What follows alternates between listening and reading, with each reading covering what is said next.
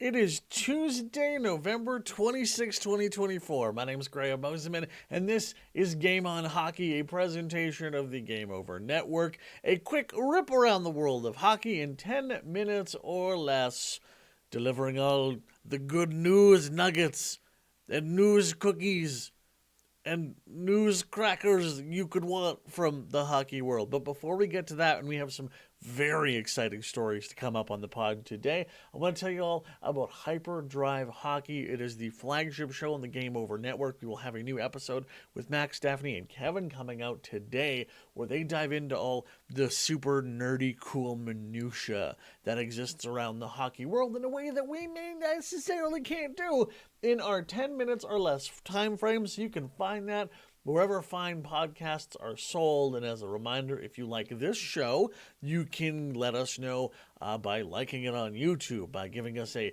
thumbs up somewhere else, or leaving us a review and letting us know what you would like and how we can make the show better. But with all that in mind, let's dive into your quick rip around the world of hockey, starting with the Columbus Blue Jackets.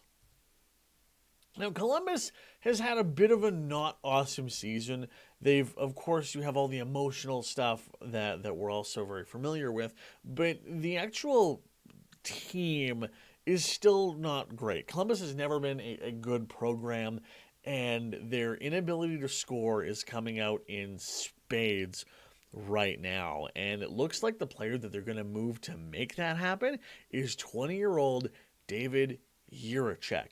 Now, he's been linked to a bunch of different teams, including the Canucks, the Edmonton Oilers, the Philadelphia Flyers, and a whole pile of other places. But this all really caught fire with someone on the Vancouver Canucks subreddit saying that they had a buddy that worked for Columbus and that the trade was imminent. Frank Saravalli shows up, pours a bunch of water on that rumor on a radio station in Vancouver.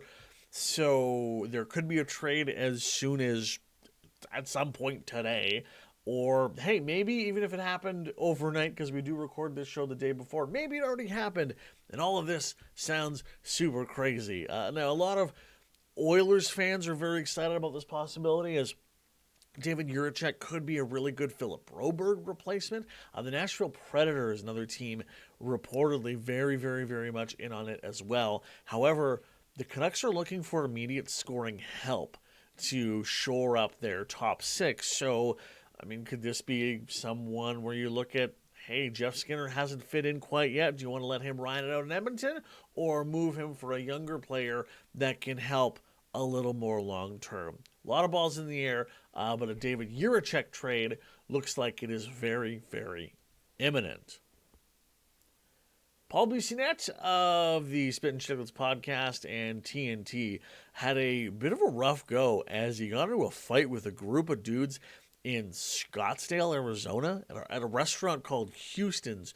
Now, I'll let Bissonnette tell you part of the story. It's a really weird one, though, but any injuries he had, looks like he's all okay.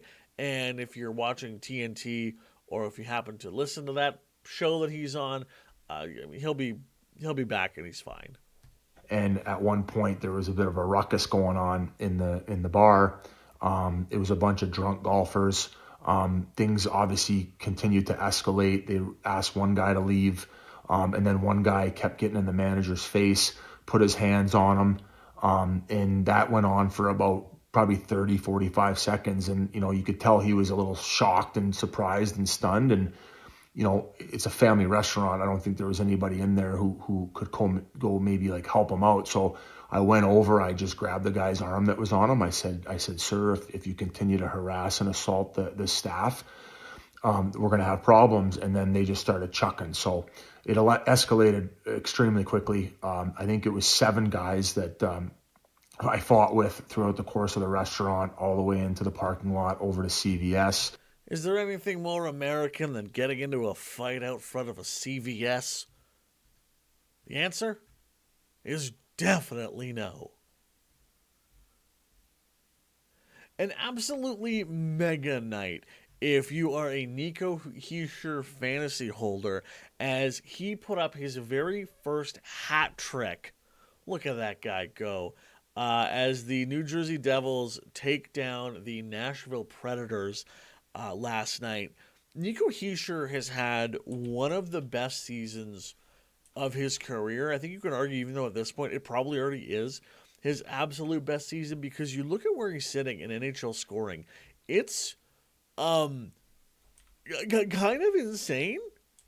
It's not kind of insane. It's extremely insane. He was someone who's maybe been outshadowed a bit by Jack Hughes in how kind of star power you get in New Jersey, but Nico Hischier still very, very, very firmly in the top 30 of scoring in the NHL, as he's at 24 points right now, just 1 point behind Jack Hughes. But at one point, Nico Hischier was leading the league in scoring. If you want to take another really weird but kind of cool look at the top of the scoring charts, we head over to Carolina, where after someone who was so firmly rumored to be traded in the offseason, hello Vancouver, Marty Necas currently sits atop the NHL scoring charts with 35 points in 21 games. He is technically 1 point above Jack Eichel and tied with Nathan MacKinnon, but Nate MacKinnon has one more game played. So if we're looking at a pure points per game average, Marty Necas is the number one scorer in the league. Again, incredible for someone who was basically, in the eyes of many fans and media, traded to Vancouver in the offseason. You want to take a look at that shooting percentage, though. Unlikely that number is going to last, as Marty Necas currently has a 23.5% shooting percentage. I believe in the business they call that unsustainable. Couple games for you to dive into this evening, or for the Game Over Network, as the Montreal Canadiens are taking on Hockey Club at 5 o'clock Mountain, and then the Canucks are taking on the Bruins also at 5 o'clock Mountain. So take your pick of either of those games, as Game Over Vancouver and Game Over Montreal will, I'm sure, have just absolutely bumping chats to dive into when those games are all wrapped up, probably around 8:30 or so Mountain, which works out to about 10:30 Eastern, for you to go check that out across the Game Over Network. That'll do it for this edition of Game on Hockey, your quick rip around the hockey world in 10 minutes or less. My name is Graham Mosimann. We'll talk tomorrow. This show has been a presentation of the Game Over Network.